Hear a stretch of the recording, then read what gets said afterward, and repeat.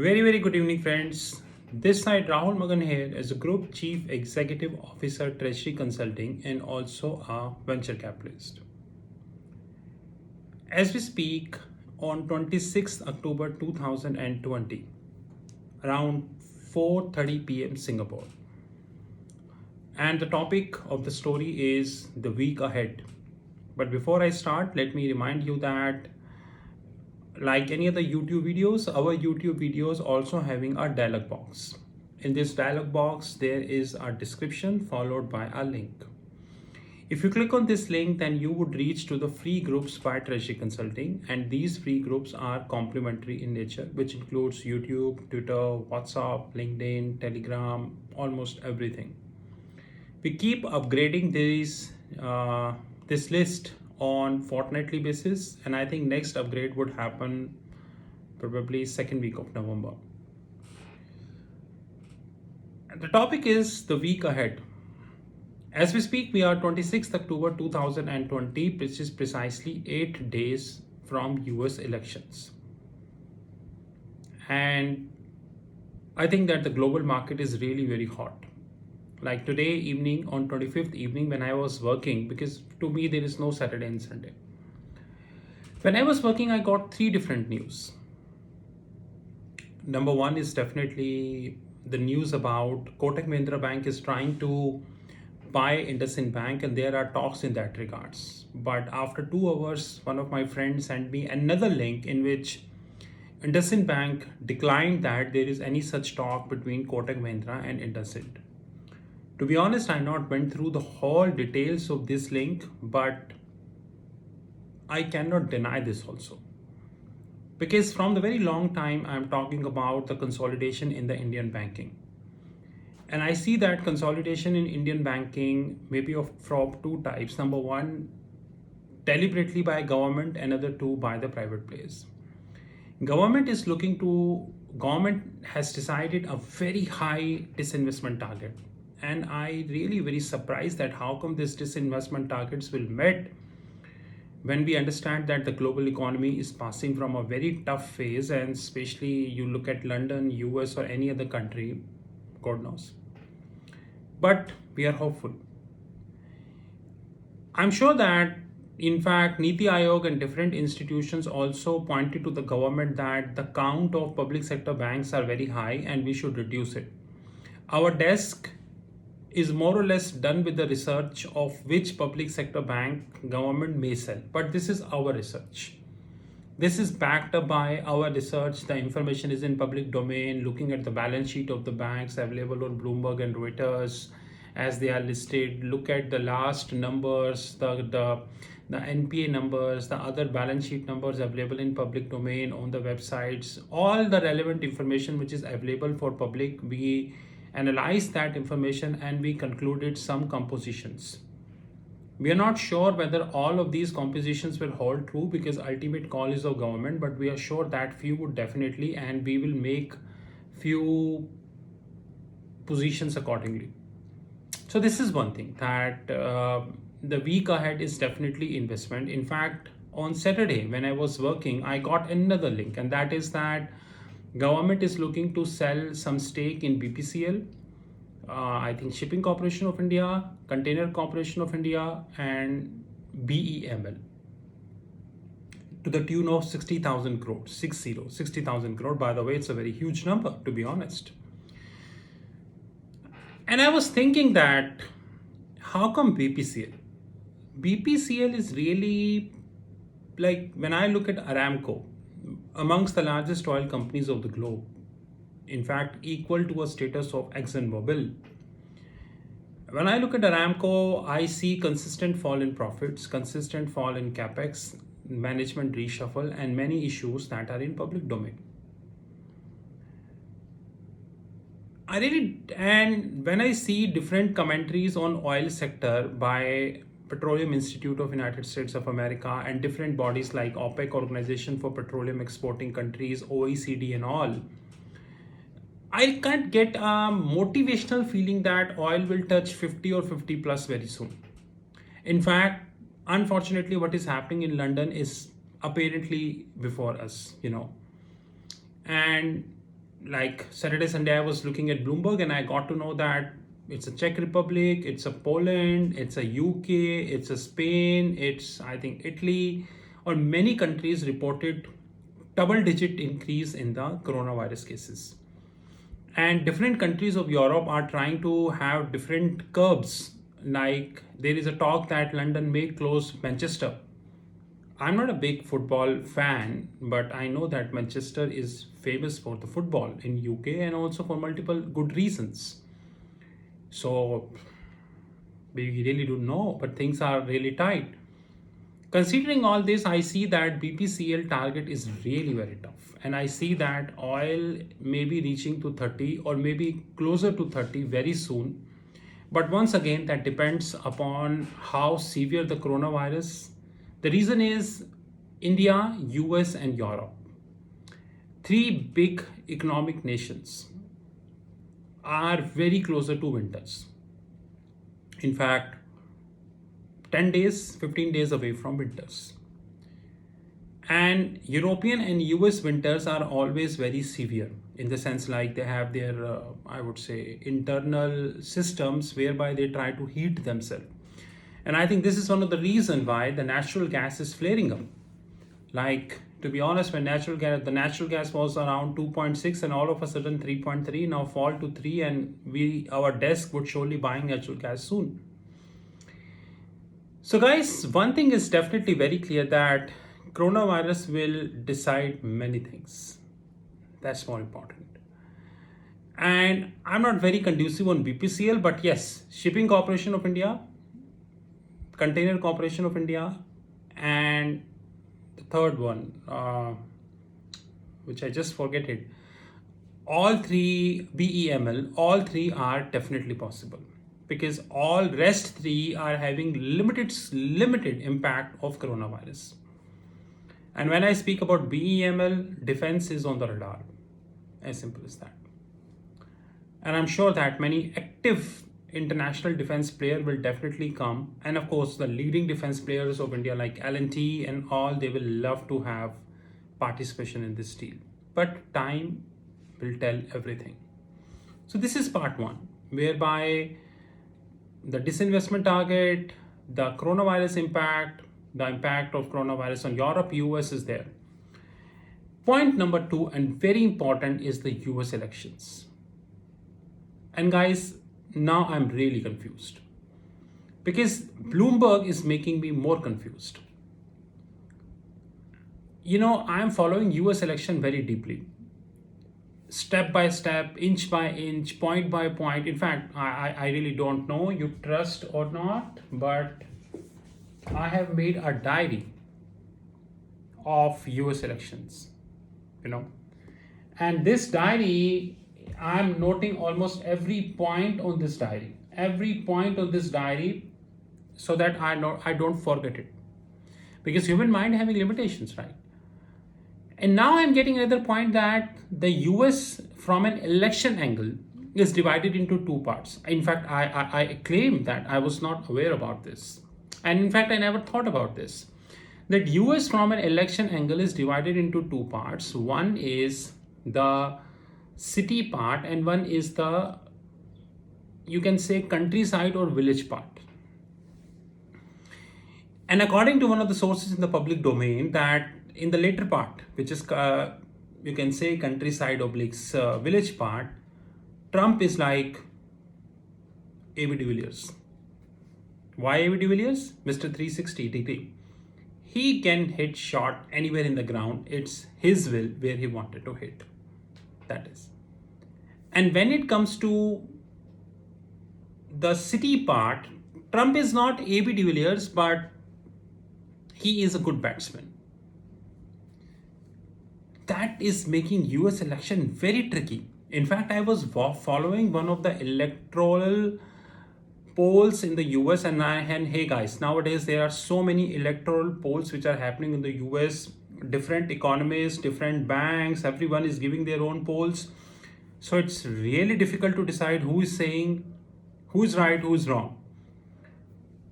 That electoral poll was saying that Biden is around 48% while Trump is around 45%. Excuse me.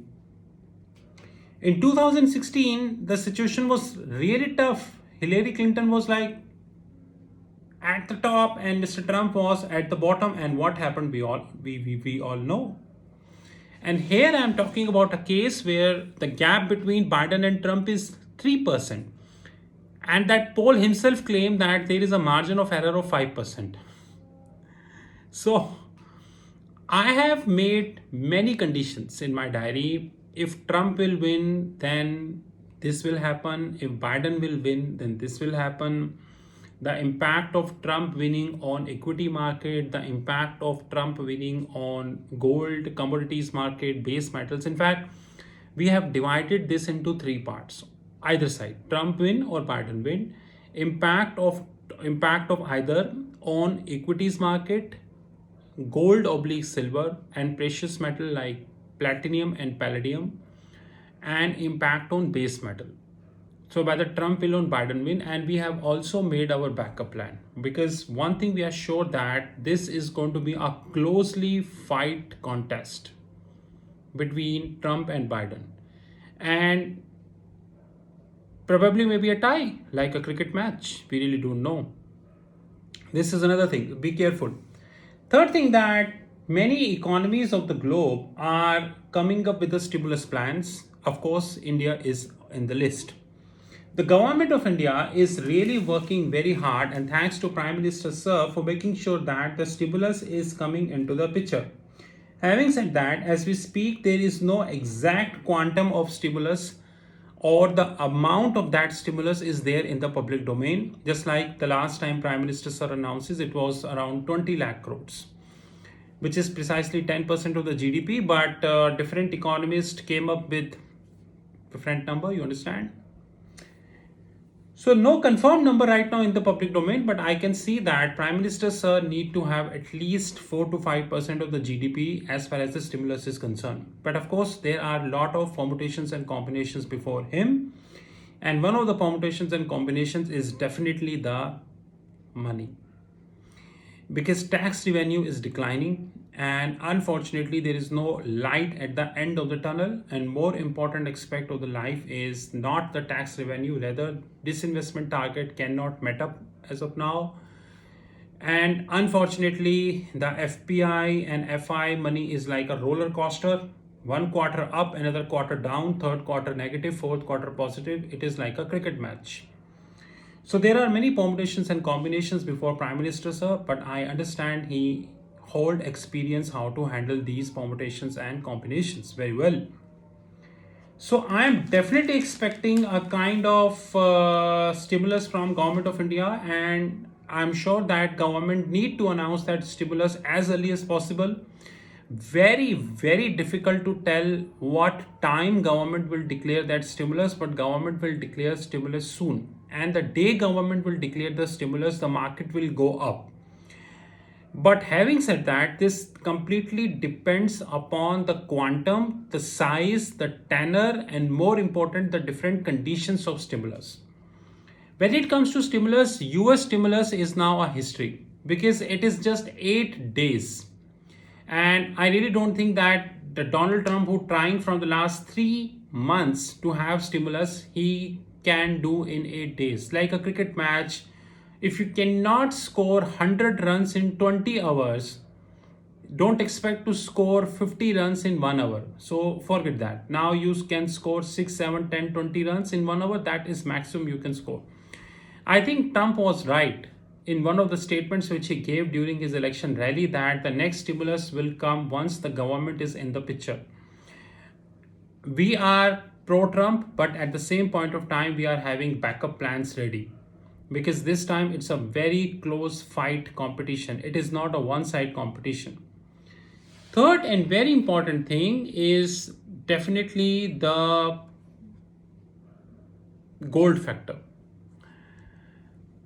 Gold is really, I would say, trying very hard to break 1920. Very hard. In fact, the last week, the gold did 3 attempts to break 1920, but in all 3 attempts, gold failed. So I can say that the bears are little active than the bulls, but as I speak on 26th, and we understand that crypto market works 24 into 7. For crypto market there is no holiday. The Bitcoin is around $13,100 per coin. And I'm sure that in Singapore, when the market will open after around 2.5 hours in Singapore, gold would be like 1910. From start could be more. And from here, the bulls need to take a chance to take gold higher to 1925, probably more. But again, the US sessions is very important. As we speak, another 8 days from now, precisely by the time the election not over, which is 3rd November 2020, as per US election guidelines, things are really tricky, and we need to acknowledge that. So I would like to let all investors, subscribers, and our viewers know that play very carefully, guys, because things are really very, very tricky, I'm telling you. And one politically motivated or non-politically motivated statement from either side, Biden or Trump, can trigger the gold anywhere, guys. Please, please, please be careful. And more importantly, this carefulness should increase at least 20 days after US election. Although I'm not an expert in US election, that when the result will come, how the counting happens, and what is the process of counting, because I'm not an American, so I don't understand all these things. But one thing I know, that 20 days from US elections, after US elections, would be really tricky, and especially for gold and base metals. As we speak, markets are around 2 hours away from opening in Singapore. In Australia, it has already opened. I think the base metals is currently firing, and maybe the base metal will continue to fire for another 2 days.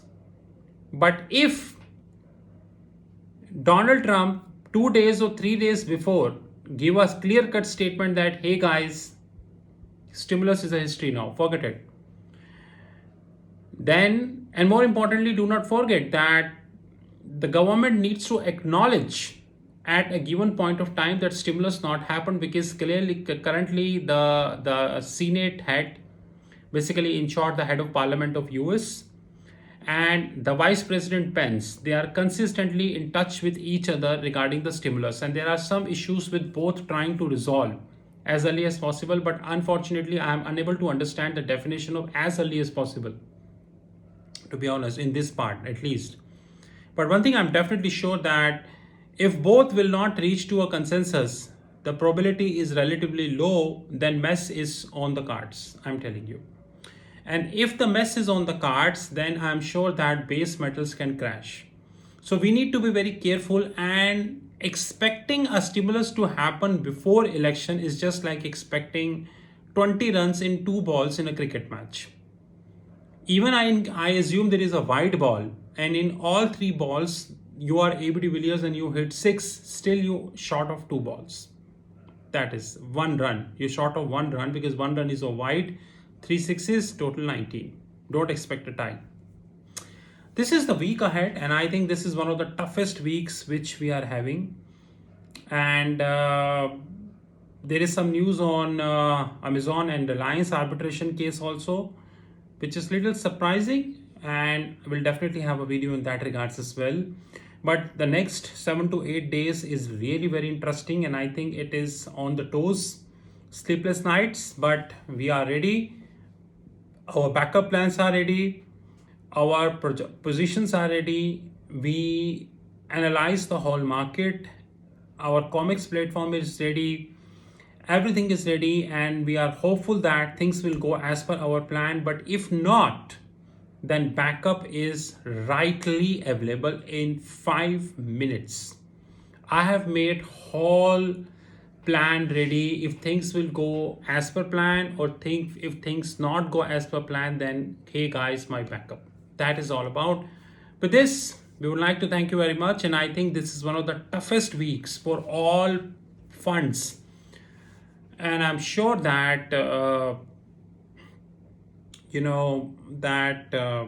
some or other form of volatility will definitely come into the picture, but we have to make ourselves ready, available in that regards.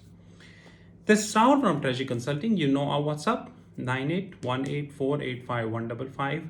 Have a great time. But before close, I hope you knew that Treasury Consulting Indian entity, which is Treasury Consulting India, is heading for listing in India in 2021.